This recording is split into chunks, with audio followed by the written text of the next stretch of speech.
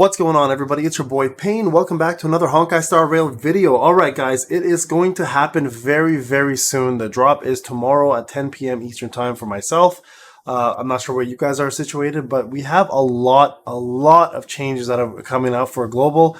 And I want to go through what exactly is going on with the changes and how they affect your favorite characters. So this may actually affect who you end up going for when the game does drop. Okay, so let's go. Shout out to the folks at Reddit and Yubacha here who actually has all the changes. And this user is specifically, this is probably Newen Dukeman. Sorry if I'm saying that wrong. Here, he actually highlighted all the changes. So we're going to go through them all, okay? So Himiko, Ultimate Heavenly Flare, level 10. Percentage of fire damage is from 220 to 230, so she got a buff. Energy amount regenerated for each enemy defeated goes from 10 to 5, so a debuff there. Technique Incomplete Combustion. Add a new line to the technique description. Only one dimension created by allies can exist at the same time. I'm assuming that's going to be a debuff. Trace Starfile. Base chance to burn enemies go from 80% to 50%. Ugh. Number of turns burns takes 3 turns to 2 turns. Huge debuff there, making her probably even more useless than she. Like, a lot of people already didn't like her that much. This is probably going to make it even worse. Wealth, skill Edge of the Void. Now you can select the target to receive the first slash. Before, all 3 slashes were random, so this is actually kind of cool. And there's a tweet here as well that shows the from this user here. So that's actually a buff. Skill Gravitational Imprisonment adds a new line like Himiko's Incomplete Combustion, probably to prevent Himiko's and Wild's Dimension effect happening at the same time, so it can only happen on one line. Trace Retribution, before ultimate damage buff by 25% permanently. Now it's ultimate damage buff by 12% for 2 turns. That's a huge debuff there. Eidolon 4, Appellation of Justice. Before, when using ultimate, 100% base chance to buff the damage received by the target by 12% for 2 turns. After, base chance for skill to inflict speed reduction increased by 35%. That's a complete rework. That is absolutely not even the same thing anymore. So, not sure how much that's going to make him more wanted, but the speed down is kind of nice. So I'm not sure if that's a positive or a benefit. So you lose damage, but you get a speed down debuff. So I mean, we'll have to see how much speed really affects the game compared to action turn, right? So Kafka, skill Caressing Moon level 10, lightning damage to enemies went from 140 to 160, so it's an increase there. Lightning damage to adjacent went from 50 to 60. Dot damage produced 120% of the dot went to 100 to the original damage. I don't know if that's a buff or a debuff, because 100% of their original damage versus the dot damage multiplier. So I'm not sure which one is better there. We'd have to see. We'll have to set test numbers when that comes out. Ultimate Twilight Drill level 10. Lightning damage to all enemies went from 60 to 80, which is good. Of her attack.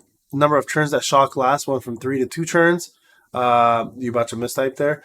Lightning dot to shocked enemies went 100 to 196. Okay, so that's much better. Ultimate energy cost went 20 more. Gentle by Cruel level 10. Lightning damage to shock enemies went from 150 to 120. New effect to shocked enemy, buff the dot inflicted by 20% for 2 turns. So that's a new effect to shocked enemies. Okay, cool. So that buffs the dots by an extra 20% more damage. That's actually good. That's a bonus. Thorns, before, when using a basic attack on a shocked enemy, the shock state immediately deals damage equal to 40% of the original damage. Now its talent has 20% chance, increased base chance to increase the dot that the enemy receives. Ultimate has a 20% increased base shock. Wow, that is completely different too. Yeah, completely reworked. So plunder, amount of energy generated is 10 to 5. So that's a debuff there. Sorry, I should say a nerf. Trace fear became torture. Complete trace name change. Before, shock deals 20% less damage than Kafka. Now, when dots immediately deal damage to enemies due to Kafka's skill or ultimate, their damage multiplier is proportionally increased. The increased proportion is equal to 15% of Kafka's break effect, up to maximum 30. Completely, yeah, and that's actually better in my opinion. So that's actually a buff there. Trace overall rework. Comparison pictures are here, so you can kind of see where the rework has been done. So this is the before. This must be the after. So let's see here, 10.7%, 6%. Okay, yeah. So they've done quite a bit of change here. More break effect. This was lightning damage before. HP and HP stayed the same. Attack is higher here. It's higher now. No, wait. Lightning damage before. Now it's break effect instead. Attack stayed the same. HP stayed the same. Attack stayed the same. Break effect instead of lightning damage here. and then attack, and attack stayed the same. And now, before it was HP and lightning damage, now it's HP and break effect. So she looks like she's become more of a break effect unit now than she was before. So, to be honest, that looks like more of a buff to her than it was a downgrade or a nerf. Okay, and the Eidolon pictures, complete rework here as well. This was what it was before, and this is what it is now. Okay, so if we go through this, when Kafka is attacked, there's a 100% chance to inflict shock on the attacker. The shock state has the same effect as applied by Kafka's ultimate. When using ultimate instead of damage, receive damage. Enemies will now immediately receive damage from all applied dot sources. Okay, so that's a complete rework. Kafka's talent can now trigger 2 times each turn. Weakness break efficiency boosted by 50%. Yeah, so she's become a break character at this point. Skill 2, skill level +2 up to maximum of level 15. Basic attack +1 up to maximum level 10. So same scenario there, that hasn't changed. After Kafka uses her ultimate, instead of enemies immediately receiving damage from the shock state, enemies will now immediately receive damage from all current applied sources. The duration of the increased dot caused by the talent is extended by 1. This effect is stackable. Oh, this is way better than that. But I feel like this is this now. So I feel like this one has become that to some extent, right? Yeah, it looks like that's become more. Yeah, this has become 4. Which is kind of better. So you get it earlier on. So this just increases duration of the dots and is stackable up to 2 times. Ultimate level +2. That's the same. That hasn't changed. The last one is the ultimate increases the damage shock multiplier of shock damage dealt to enemies by 100% and extend duration of shock by 1. Before it was when Kafka talent is triggered for the first time in battle, the damage dealt increased by 120%, and enemies immediately receive damage from the shock equal to 100% of the original dot multiplier. So this is what we read before. Yeah, yeah, I think number 6 was better. If you think about the numbers, it's probably much better. So overall, a little bit of a nerf, but that's balancing for you, right? Silver Wolf, basic attack system warning, no longer implants any bug into the enemy. I'm assuming you did before. Skill allow changes, level 10. New line added. In addition, there's a 100% base chance to reduce the damage resistance of the enemy by 16% for 3 turns. That must be new. Ultimate, user banned. Complete rework description. Energy cost 120 to 110, so that's better. What's the rework?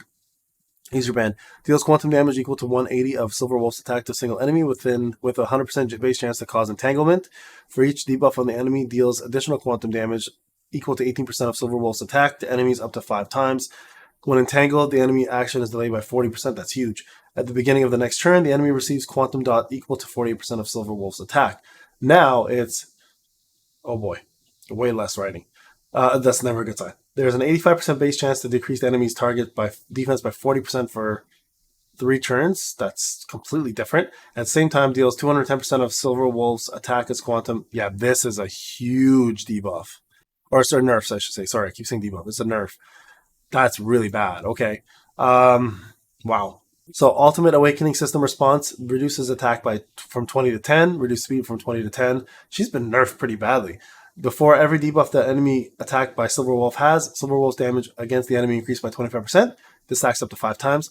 Every time Silver Wolf, now the new one is, after every time Silver Wolf attacks, she has 72% base chance to implant the random bug the last 2 turns of the enemy. Completely reworked, yep. These are the reworked chases.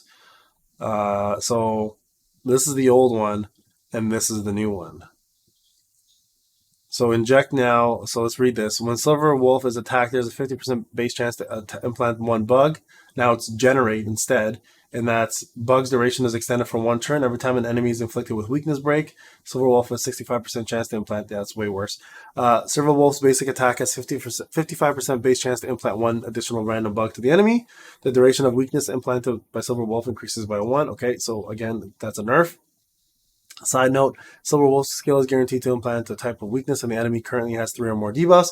The enemy has 3 or more debuffs when skill is used. The enemy damage resistance decreases by an extra 5%.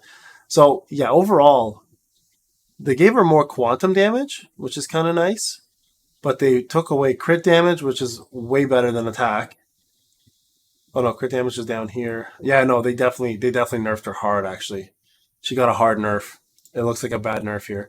All right, Bronya, this one's everybody knows about. Skill combat deployment, increased damage 72 to 66. Add new line. When the skill is used on Bronya herself, she cannot immediately take action. We talked about this one already. Ultimate, Billowbog March increases the attack of allies from 60 to 55. Energy cost is 110 to 120, so it went up. Sealay is Ultimate Butterfly Flurry. Quantum damage dealt went from 400 to 425, so that's a buff. The first and second Eidolons were switched, so that's fine. New first Eidolon is enemy whose HP percentage is 50% to 80% or lower. And also turn to 80%, sorry. And both Eidolons have new names. Eidolon 6, Shattered Shambles, additional quantum damage 18 went to 15% instead. So those are the big ones. Those are big.